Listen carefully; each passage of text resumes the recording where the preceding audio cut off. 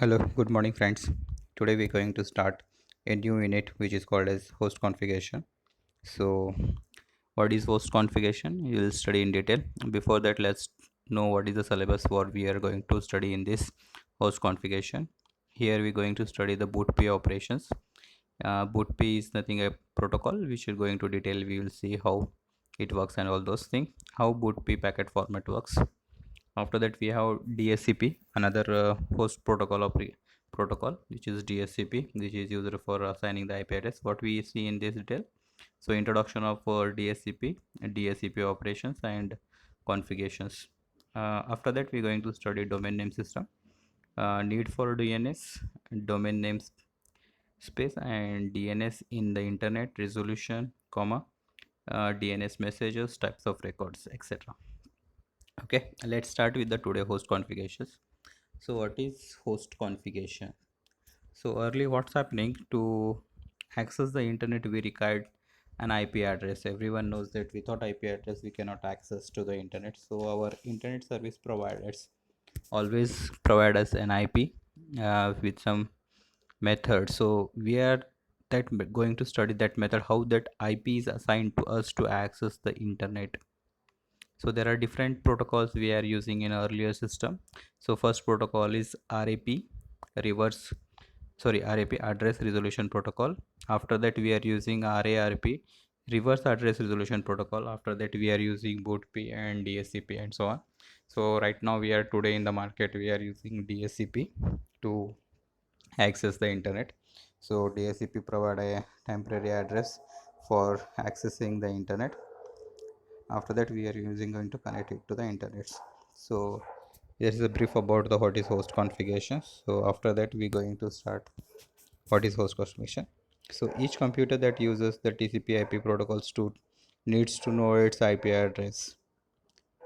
If computer uses classless addressing, it also needs to know its subnet mask. Okay, what is this meaning? So when we use some computer, so we need to know its IP address. So if the computer is classless addressing, it's also need to know its subnet mask. So subnet, which how it is divided, how the network. So usually we need four things, that is IP address, subnet mask, subnet ID, and etc information. So what these four information? So today computer required additional two pieces of information to connect to the internet. In other words, the four pieces of information are normally needed. So what are these four pieces of information we needed to connect to the internet? So first one is IP address of our computer, that is IP address which is going to assign by our um, servers. So next, subnet mask. So how that subnetting is done, if we have a lot of computers in our net college, so we have subnet mask. After that we know to know about IP address of our router through which we are going to connect it, and IP address of our name server, so that is DNS server. So these are the four things we had to know by our system to connect to the internet. These are the main priority to access the internet. So how it is going to be given by the these protocols? So first we will discuss at the beginning of the internet era, when the internet was started, the RARP was designed to provide IP addresses for the booted computers. So RARP was a version of RAP. RAP maps IP address to physical address. So what's happening, we have IP addresses, so we use physical addresses which is going to map it, and we are going to connect with the internet. But RARP uses the reverse process where maps in between the physical address to an IP address. So usually each system having its own physical address, so we have an IP address. Through that physical addresses we are going to connect to the internet, or some way then it is going to connect it. In RARP it is a reverse procedure and it's going to connect. But what is the problem with these two? These two only provides the IP address and other information, but it does not give the system DNS address and subnetting address. These are the main drawback of these two protocols. The RARP was broadcast service of data link layer, which means server must be present in the each network. RARP provides only IP address of the computer. So these are the main two drawbacks due to which we going to started to next version, that is BootP. So what is BootP? So I will little bit zoom it here. You don't maybe see here. Maybe can't see you. So what is BootP? So BootP is another way which is going to provide you the information for information, that is physical address, what we discussed earlier, for IP address of the computer, subnet mask, DNS, and IP address of the routers. These are the four things it will going to provide you. But what is the BootP? BootP works with the manual configuration. Anyhow, when you connect to a internet, it is has to configured with that server. If you not configured with that server, you cannot get the IP address. So let's discuss here. So BootP, Bootstrap protocol. So it is called as Bootstrap protocol.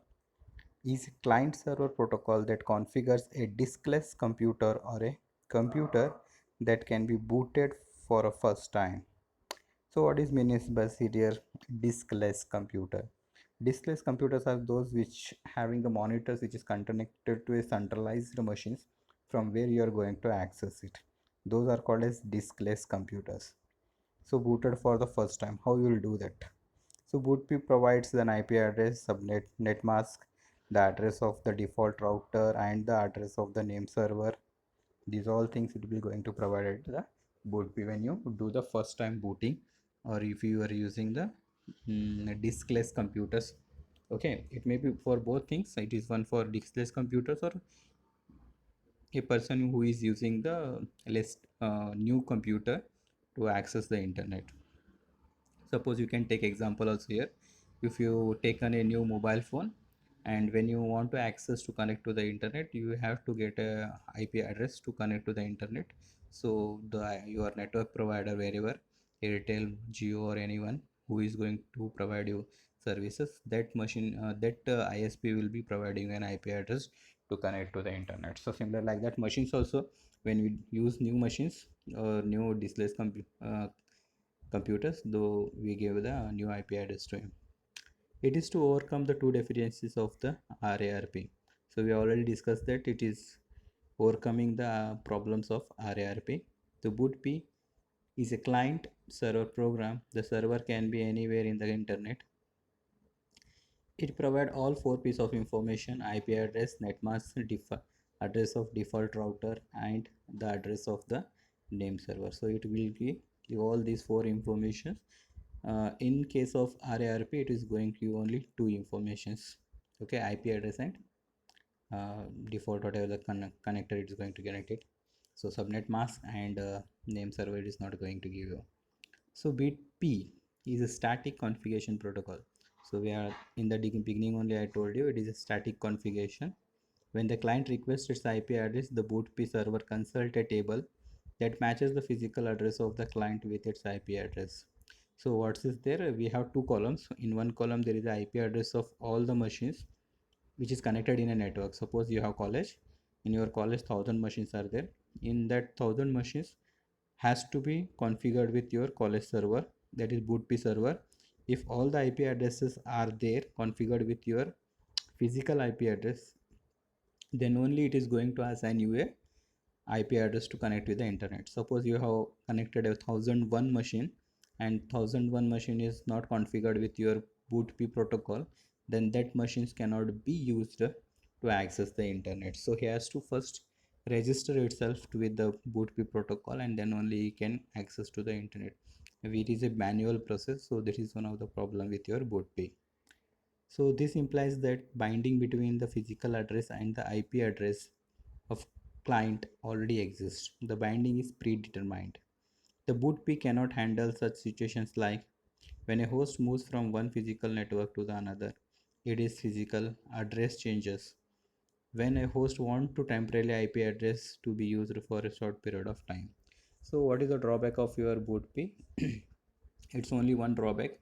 It cannot assign an IP address to a machine which is moving from one location to the another location. So you can consider an example of mobile phones.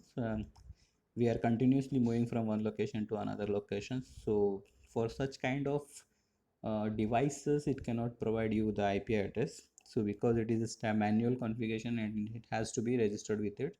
So if you're moving somewhere, so it cannot help you.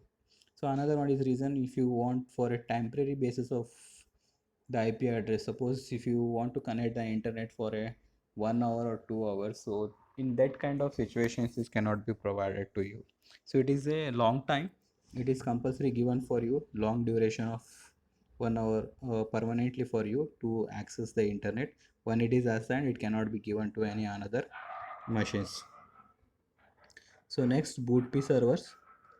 So boot p server operations. So the boot p server and client may be on the same network or the different network. So in such situation, a scenario is given to you, how the IP addresses are given to you, how you can get an IP address through the bootp protocol. A situation is shown when the machine is on the same network or it may be on the different network.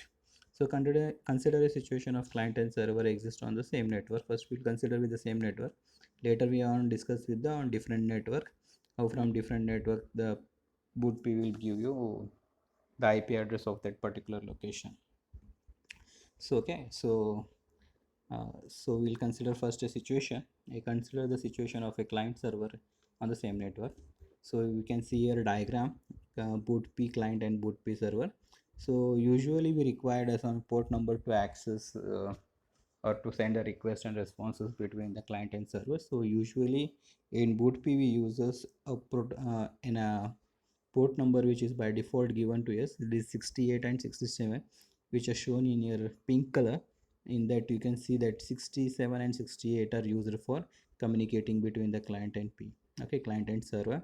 So UDP always requests some on port number 67 or 68 and it will going to exchange some messages. Okay, so it is a standard is defined because we use something well-known port numbers to access the request, and client may use any empirical port numbers. Okay, so it is sending some request and receiving some request. How it is works we will discuss. Consider a situation, let's see the example. Consider a situation of a client server exists on the same network.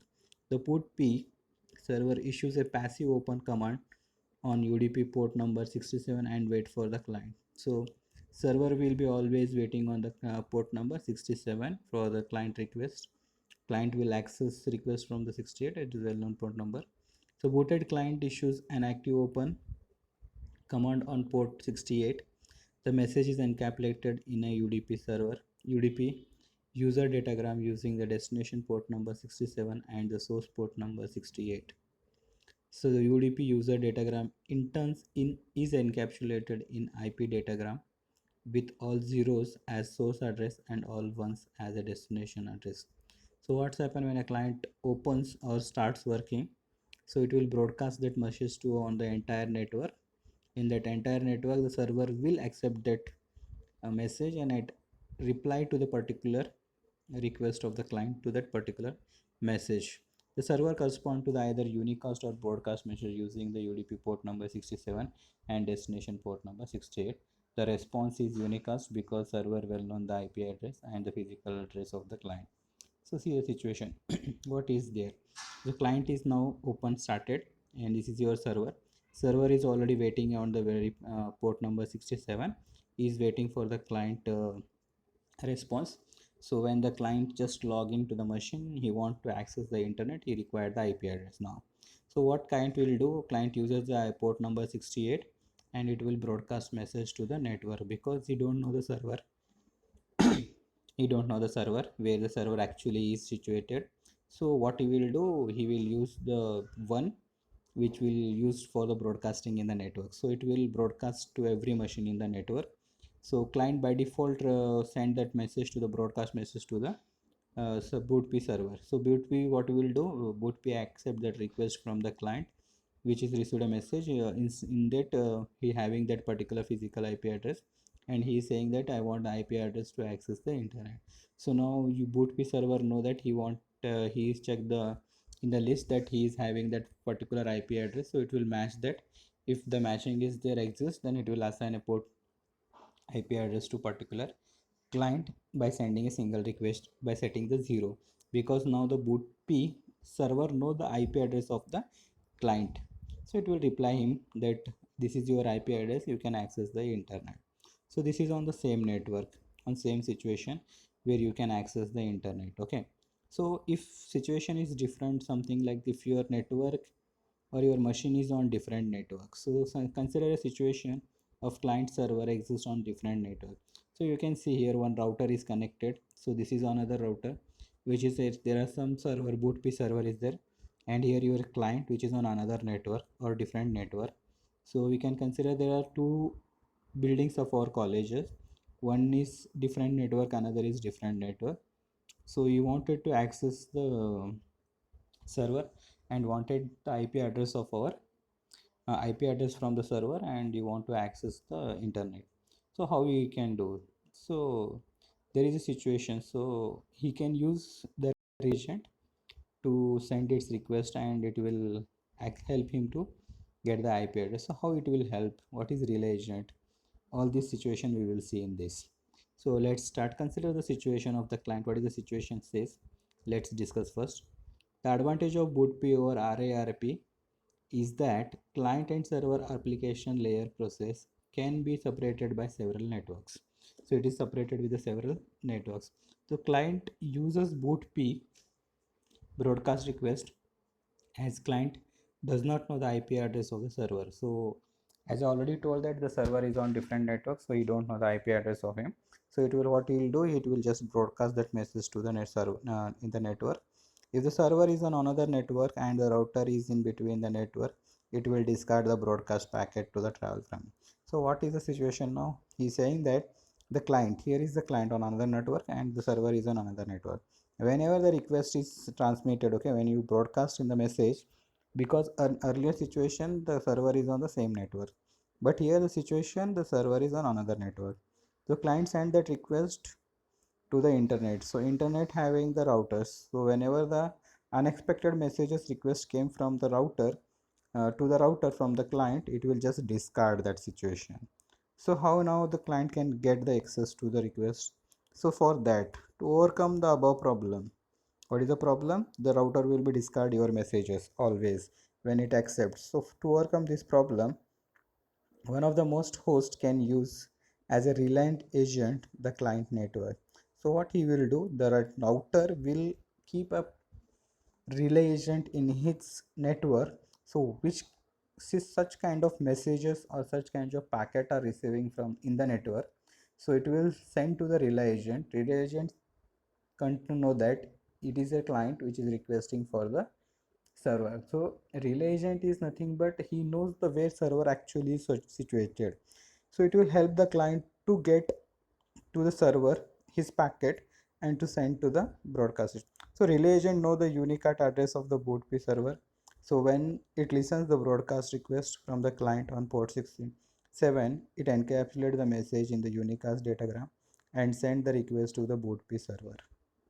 So now whatever the request is coming from the client, it will accept by the relay agent which is situated on the router only, and such requests are forwarded to the server because the relay agent is one who knows the address of a server.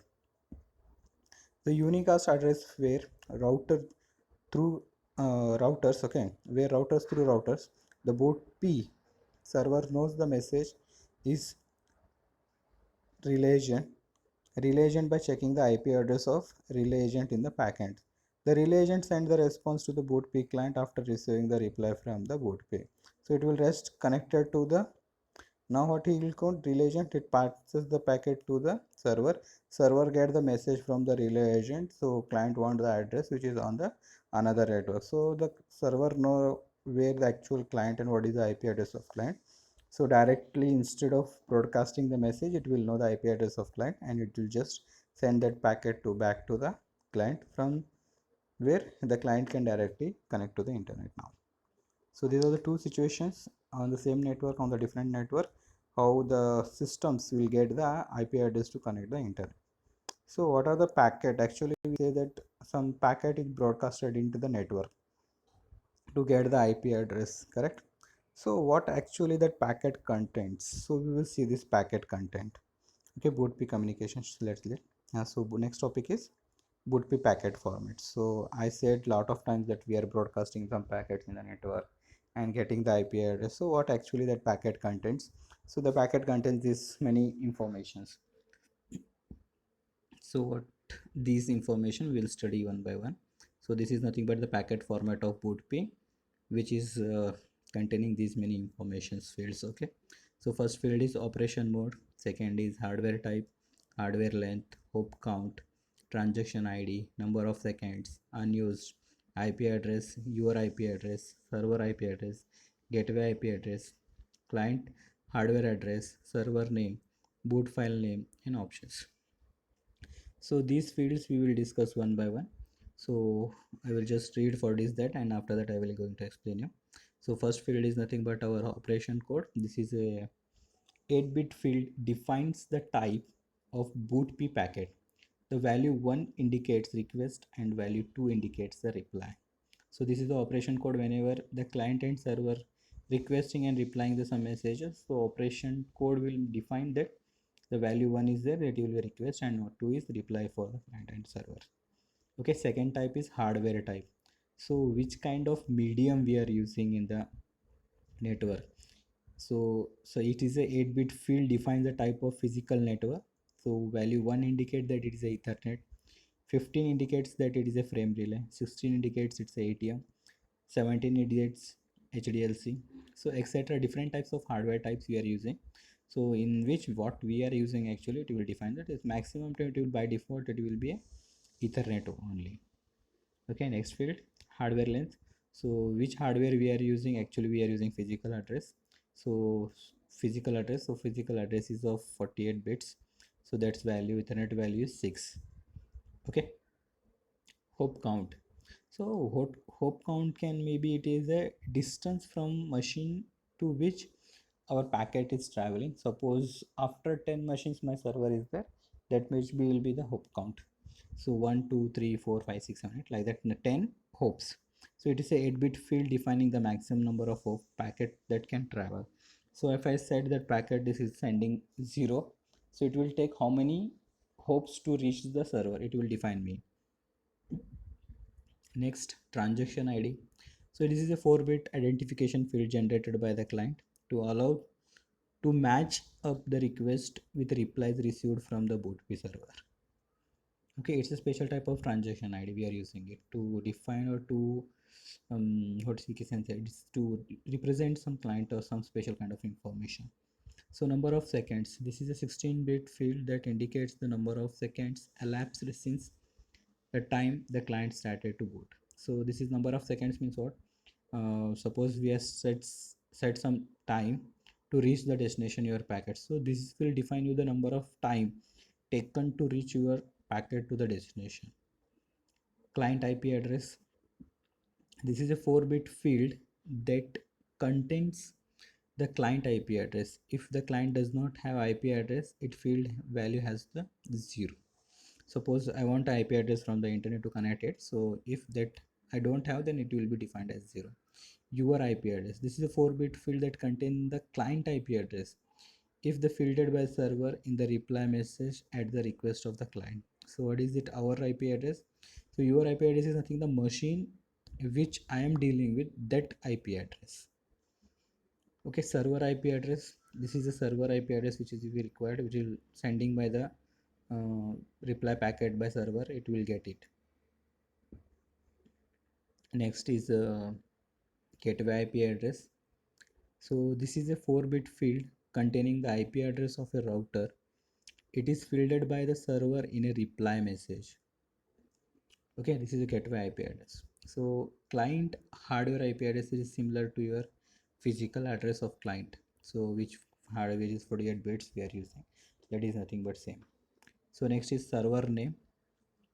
This is a optional field of 64-bit field that fielded by the server in a reply packet. This can be simple text when nickname or fully qualified domain name such as ta.swery.edu. We can say that server name whatever you wanted to give, you can give it. Boot file name. This is an optional field, you can use or not.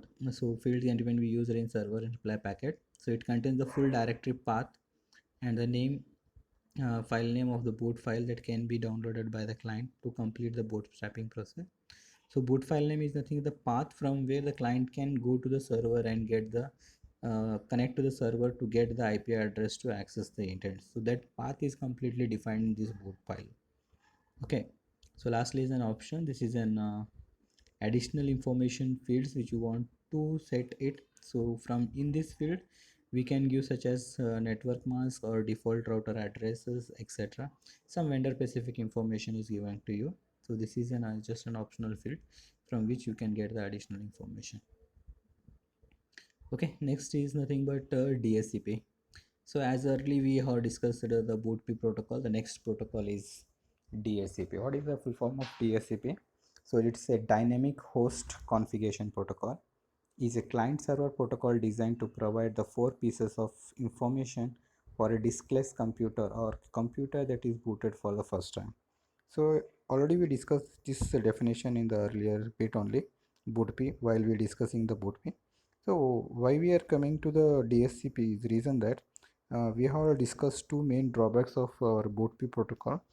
The first drawback is that I said that when the client is moving from one location to the another location, it cannot assign an IP address to that particular device.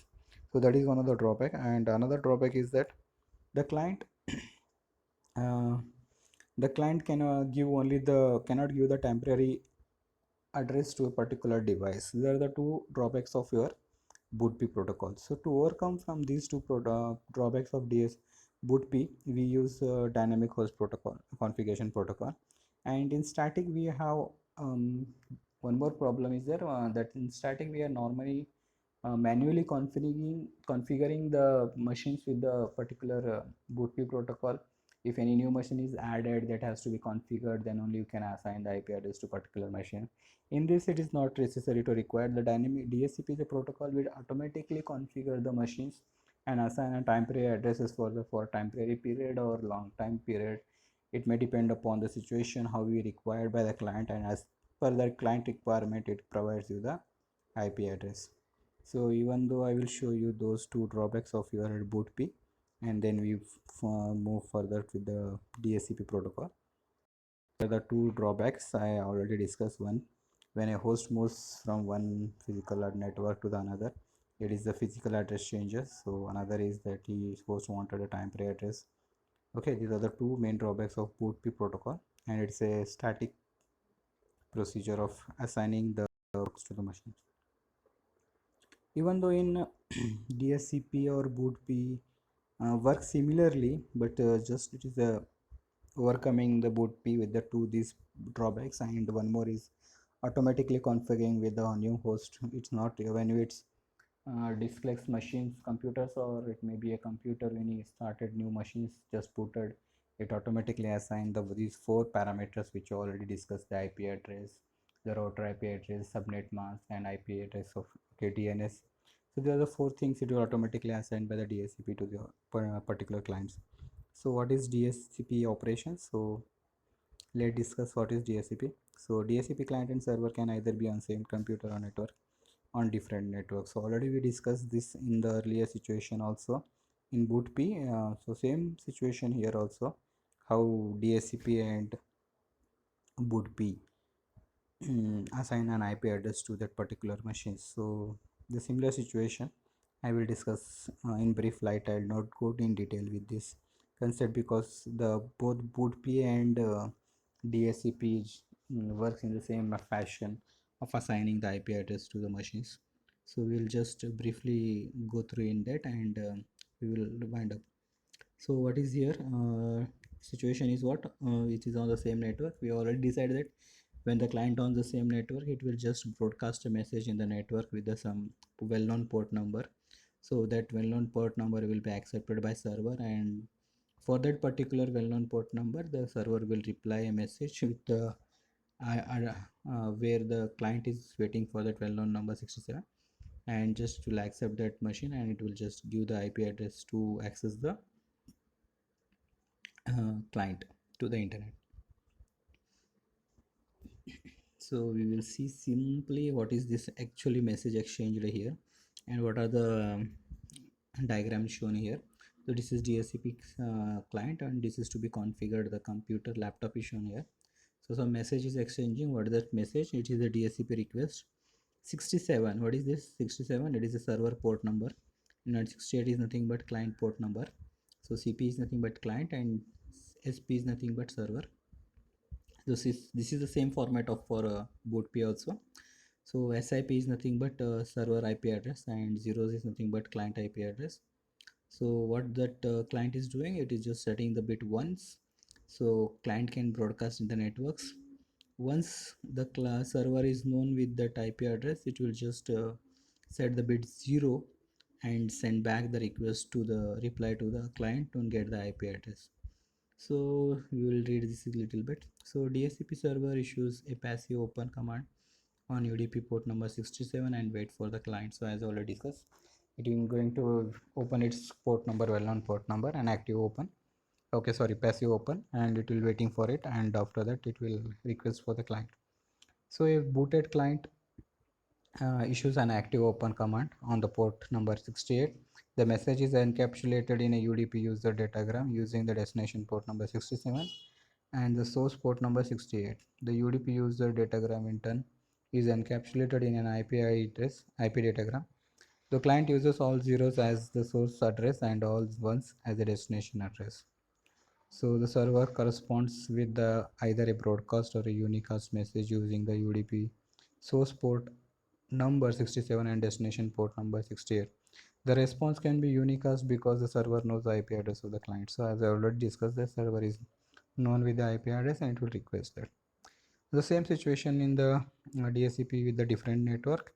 So I already discussed that whenever the client on the different network, it will pass to the network routers. The routers will discard the messages, and from where the relay agent comes into the picture, which is like a server acting, only server like acting, or is situated or installed on the routers, which is known with the IP addresses of our DHCP server, where is that, and from which it is going to be connected to the main servers. Okay, so same situation. So what is the messages here using? Use of UDP ports. What is UDP ports? So use of UDP ports, here the client is shown and server is shown. So it is a passive open on 67. It is active open means client are always active, mean when they come into the existence, that is active, but server are always passive opens. It will continuously 24/7 opens only, it never going to sleep. Okay, so next, client active open. When a client opens, it will request something and the port number 67 and wait for the server from the get the IP address. Okay, and it will going to get requests of those. So same situation, it will relay agent passes the message to the DHCP, it broadcast, it will going to the DHCP, and DHCP server will reply a message to the DHCP client, which knows the IP address of that. So same situation for the DS boot P and all those things.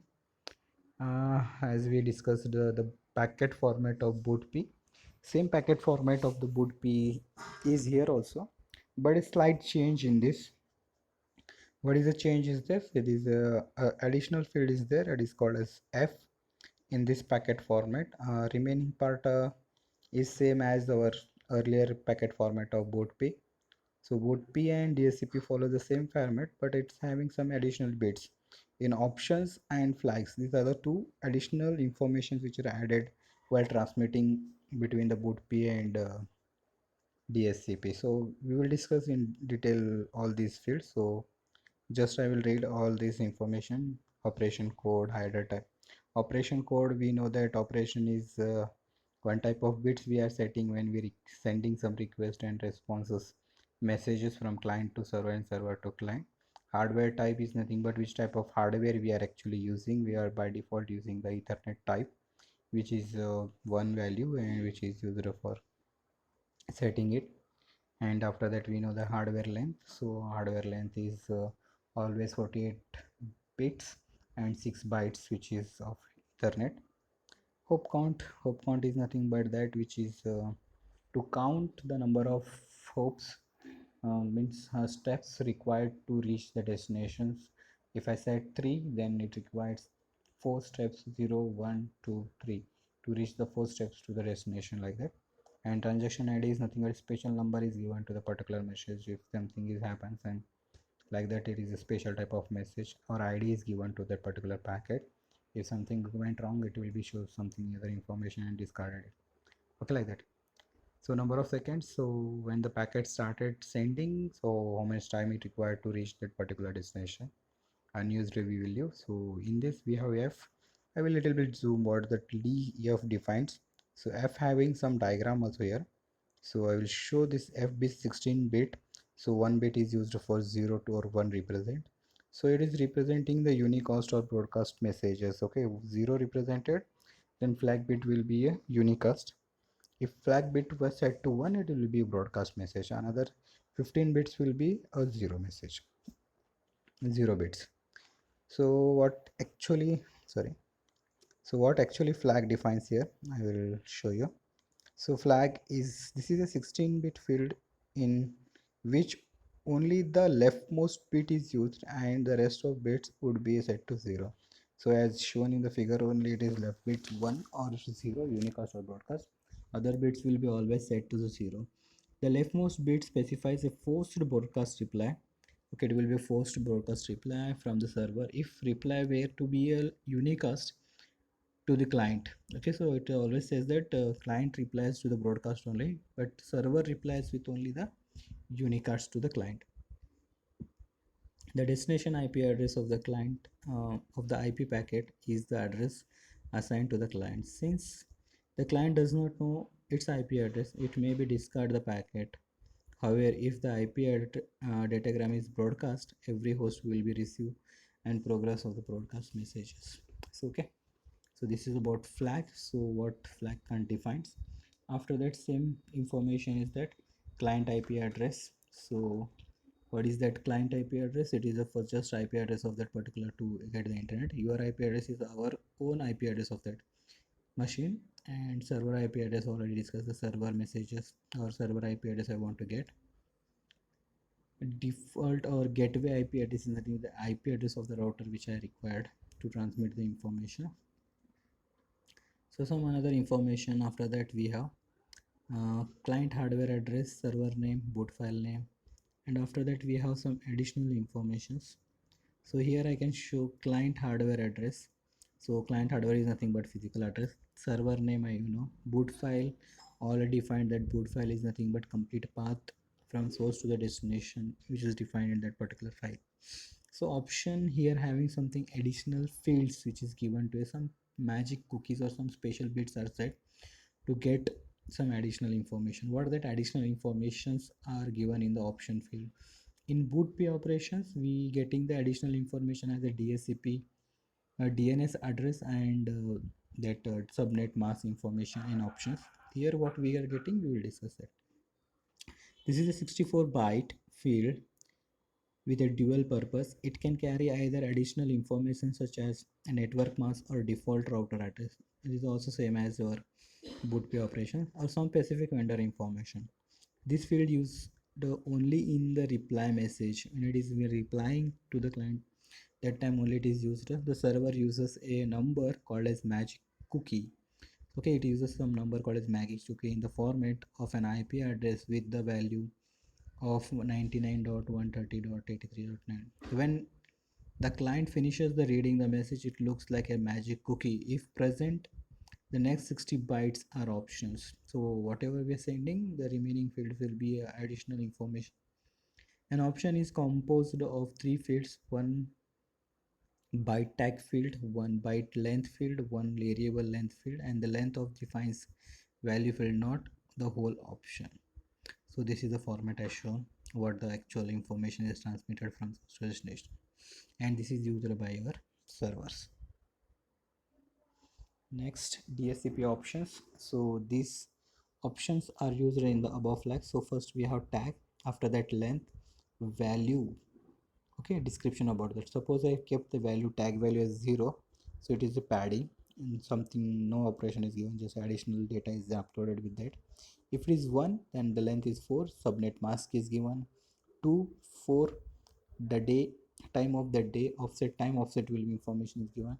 3, variable IP address or default router, time server, DNS server, login server, log server. So this option field having a tag with a number which providing then additional informations to the particular client when sending the reply from server to the client.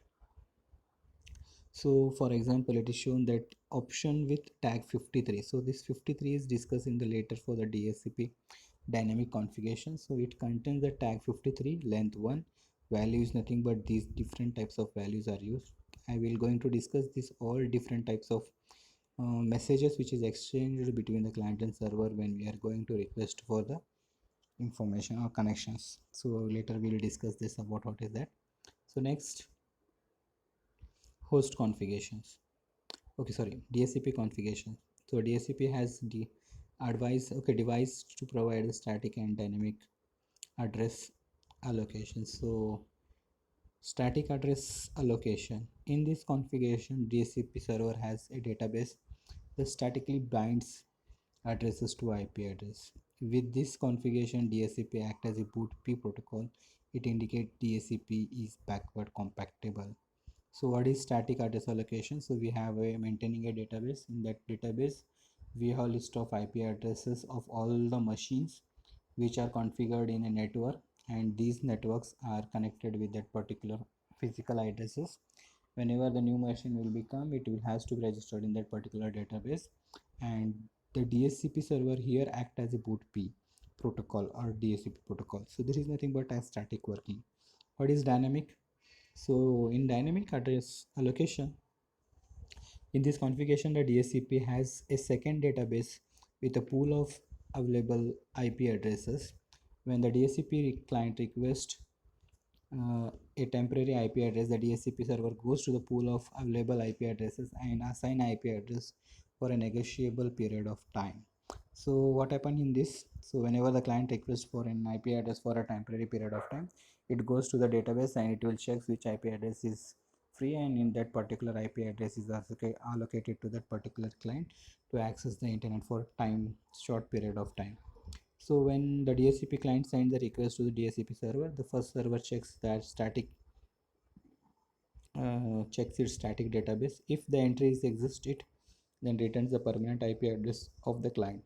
As the server select an IP address from the available pool and assign the address to the client and add entry into the dynamic database. So similar manner, whatever in the client in the static, we are giving the permanent basis where the IP address to access that particular client. Here we are giving some short period of time, or maybe for the long period of time depending upon the machine connected on that particular host. So these are the two ways of assigning the IP address to connect to the internet with the dynamic, static and dynamic. So in static we are using the BOOTP protocol, in dynamic we are using DHCP protocol to connect to the machines. Okay, so let's come to the next topic, which is DHCP transaction diagram. So what is the transaction diagram defines here?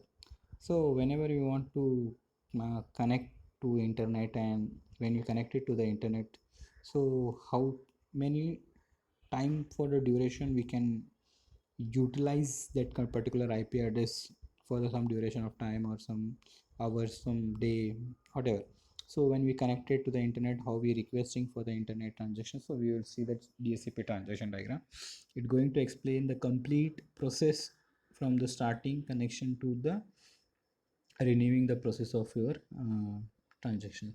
So first you can see here there is this boot. When our machine boots, suppose I can say I just started my laptop, so my laptop just boots, it asks me for an IP address to get connected. So when I boot that, it will just request the DHCP discover to discover that particular message and selecting something for the select offer. DHCP request passes that selecting process. The selecting first forwarded a message called a DHCP request, requesting something, and finally it bonds and something. Diagram is written, but in detail what these protocols or these messages defines I will discuss first. So first stage is initialization state. What happens in initialization? When DHCP client first starts, it is an initial stage, initializing state. The client broadcasts a message, DHCP discover message, and using a port number 67. So what actually we say that our server is waiting on port number 67. We already discussed in the starting diagram. So it is waiting on 67. So in initializing state, it will just discover DHCP discover messages discovered and it goes to the selecting stage. After DSCP discover, the client goes in the selecting state. It will go into the selecting state. The server respond DSCP offer message when IP address with a least duration. So here what happens? In selecting stage, you can see that round arrow on that selecting stage, that is DSCP offer. So the client will get a request of DSCP offer that he required an IP address for a lease period of time. So the default lease duration is 1 hour. So also it locks the offer IP address, so it not available to any other client. So it will lock that particular IP address to particular that host, and it will lock it for 1 hour. So in case some other client came, so this IP address will not issue to any other client to get access to the internet. So the client chooses the offer and send DSCP request message to the selected server and goes to the requesting stage. So in selected, after selecting that particular message, it goes to the requesting stage. It goes to the and sends a DSCP request message to the server and goes to the requesting stage. If the client does not receive a DSCP offer, it tries 4 times and with that span of 2 seconds. If there is no reply from the client, sleeps 5 minutes and before and try again.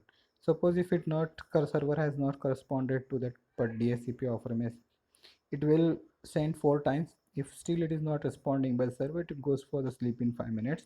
After 5 minutes again client will be try again to send the DSCP offer message and requesting for the IP address. If that particular requesting stage, we will go to the requesting stage. The client remains in the requesting stage until it receives a DSCP message from the server that creates the binding between the client physical address and its IP address. After the receipt of the DSCP pack, the DSCP goes to the bound stage. So what I said, it will be sending another message called a DSCP pack to the server and creates a binding between the client physical address and IP address. So requesting, after requesting, it will get IP address that will bind that particular with the DSCP pack message and bound that. It will go into the bound state. In bound state, the client uses the IP address until it expires.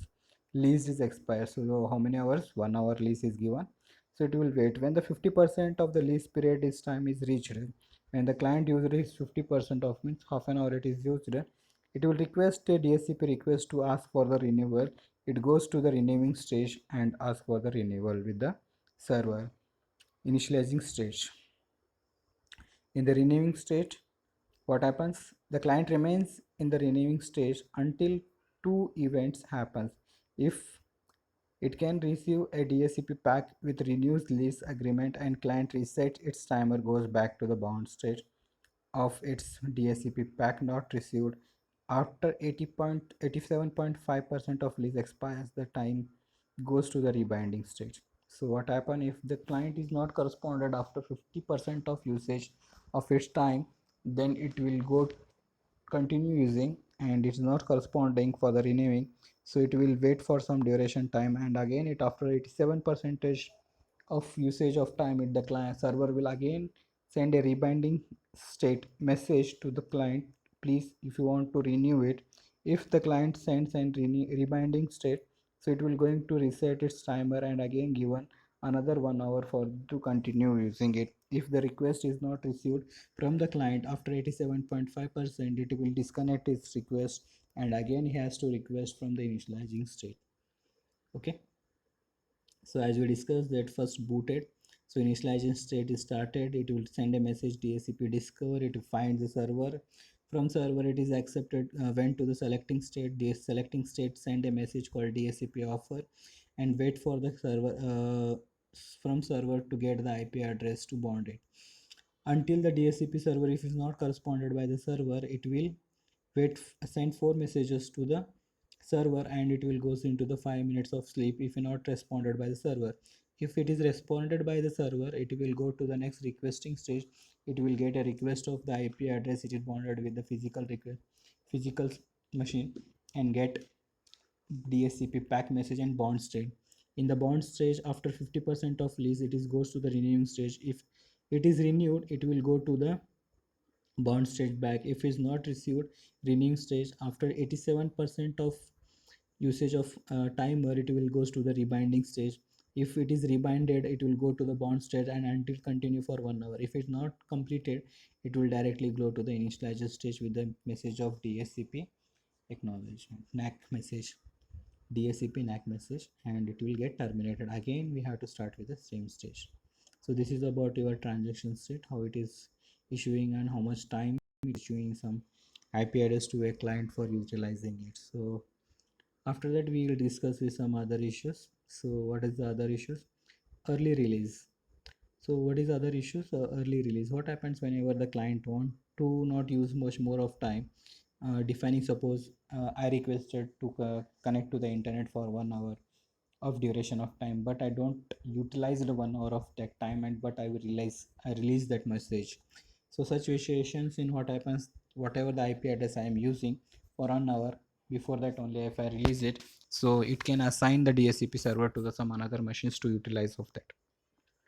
So early release. So DSCP client can release IP address before its expiration time also. The client may be send a DSCP release message to tell that server address is no longer needed. So this helps the server assign the IP address to another client waiting for it. So another issue is timers. So client uses the three different types of timers: renewal timer, rebinding timer, expiration timer. So renewal timer is always for the lease when the 50% amount of has been completed by the client, and rebinding is used of timer when the 87.5% of the time of lease has been expired by the client. Expire timer is nothing but 100% of the timer has been expired and has to request for the uh, new time for to connect the internet. Okay, next, some control errors. So some of the errors maybe happen when sending from the messages from the DSCP. There are two strategies when I use to maybe error maybe happens in the DSCP. So DSCP uses the checksum which is optional in UDP. A DSCP client uses timer and retransmission policy if does not receive any reply to the request. So some of the situations we may get error control situations. So last, exchanging messages. What is exchanging messages?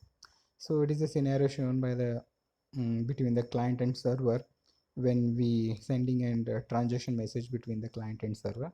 So earlier also before that only we discussed it. So here what is exchanging? So we can say that here exchanging messages. First client is and just server is in active open. After that active open, on 67 port number, client send an DSCP discover message. So it will accept the server and just offers a DSCP offer message. After that it went to the DSCP request message. It will use before 50% of time it will request again to continue or not. If it is required, then it's okay. Then if not, then you can release the message as already I discussed. Thank you for listening this DSCP host configuration chapter completely. Thank you.